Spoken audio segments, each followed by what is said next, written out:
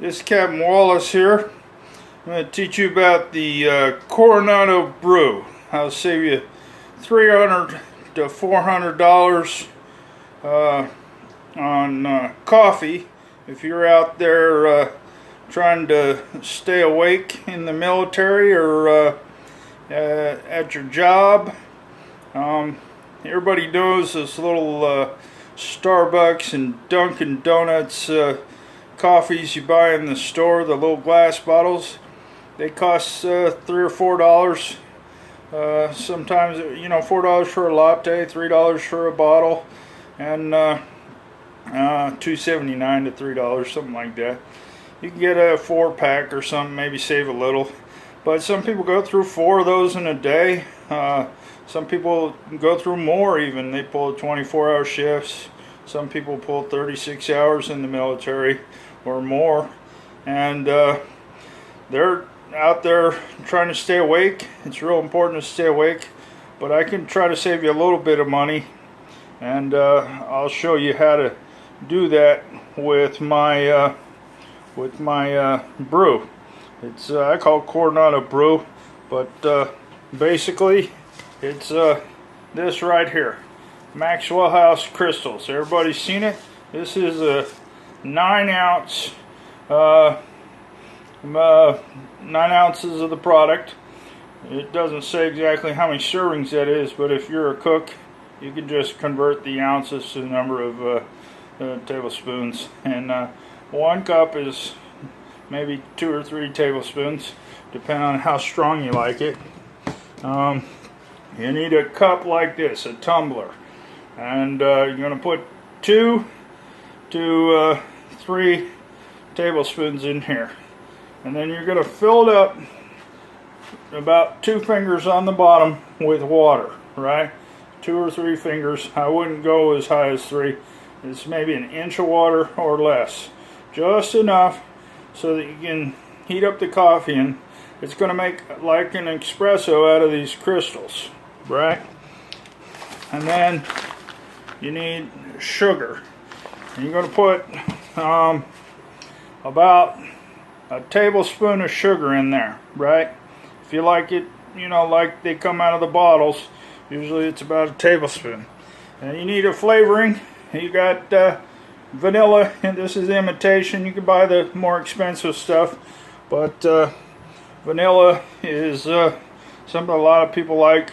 You can buy a caramel flavoring or something else. You can make your own flavorings, but a lot of people like the flavors, and they could never get what they wanted.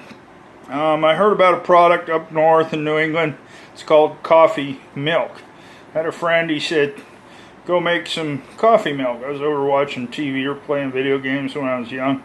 I didn't know how to make coffee milk, and he said, "Oh, it's in the cabinet or something." So I went and got some instant coffee, and I made coffee milk. And all I did was heat up the coffee, make my instant espresso, and then I added the sugar. And when you do that, you have to add the sugar when it's hot, right? You can't add the ice and milk and stuff. You're going to need another thing. You're going to need is milk. You can't make this stuff without some milk, right? Because when you go buy that stuff, it don't look like black coffee. It's not hot, sweet, and black, right? It's cold and creamy and sweet. So the way you do it is you heat up the inch of water with the 2 or 3 spoons of coffee. You add a tablespoon of sugar and stir it around, and that's going to create what's called a superheated solution. It's from physics or chemistry, and what it is, it's like how you make iced tea. When you make sweet tea, you heat the water and the tea up, and then you add the sugar. And then when it cools, it's going to be sweeter than if you added sugar to cold tea, right? Because if you add sugar to unsweetened cold tea, it's not going to be very sweet. It's going to be something that's a lot of people don't like it that way. If you're diabetic or something, maybe okay. but there's only a certain amount of sugar that'll go into solution in a cold solution, right? Only a certain amount of solute can go into solution in the cold water or tea. But when you heat it up, a lot more will go in. So you don't need a lot of water, but the sugar, you get that whole tablespoon into the solution easy. And even more if you want more sugar. If you like to get jacked up on sugar and coffee, you can make it as sweet and as bitter coffee as you want. But I mean, you can add as much coffee as you want. When you add the milk, it moderates some of that bitterness, and the sweetener comes out, and it all kind of works together. So I'll show you what I'm going to do here.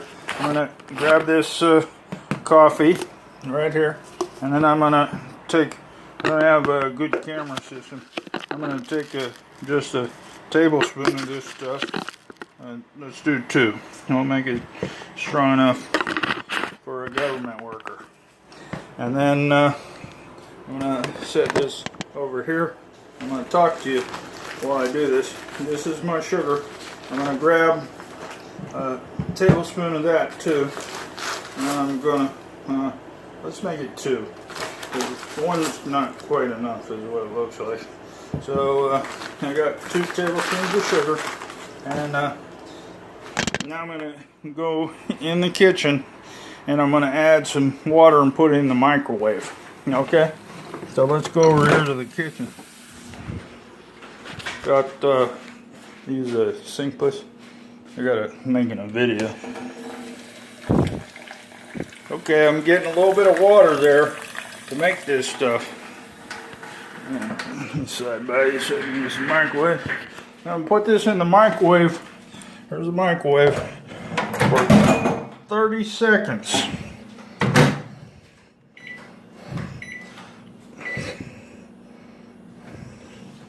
There you go. 30 seconds. And you don't want to heat it too long or it'll overflow. So you keep an eye on that. You don't want to overflow to make your microwave dirty, and then you waste your coffee and sugar product. But right now it's becoming the superheated solution. You just give it a quick stir. One of the things that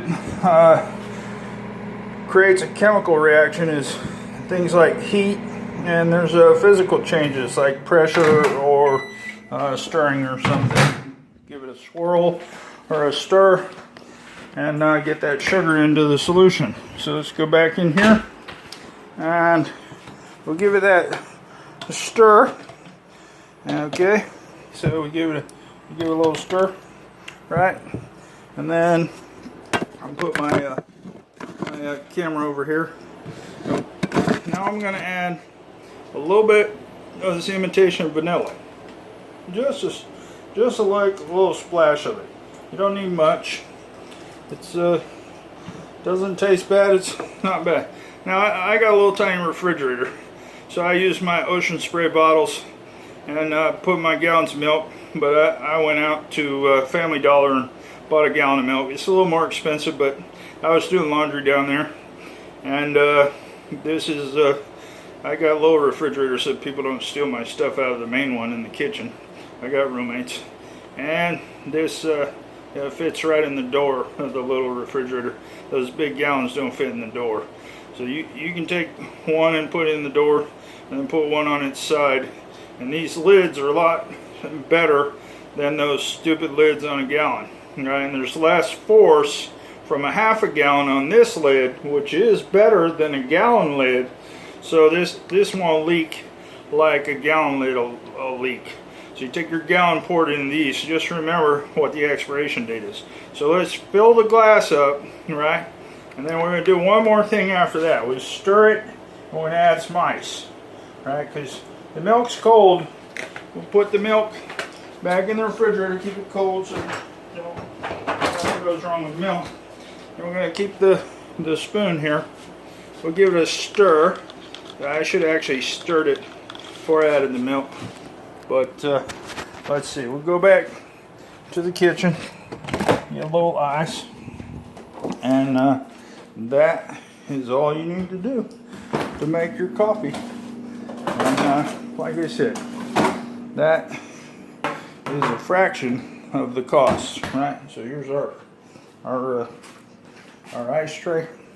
I'm gonna get a little bit of ice and just add about 2 or 3 cubes, and you know, one of those Dunkin' Donuts or Starbucks coffee, about $3. One of those MaxwellHouse things,